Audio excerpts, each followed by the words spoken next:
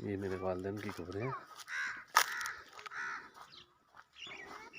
ये हमारा कब्रिस्तान है गाँव वाला।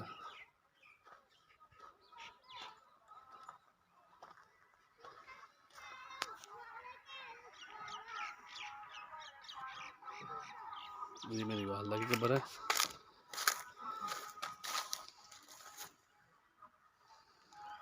ये बहुत पुराना दरख्त है, 100-200 साल पुराना दरख्त है ये।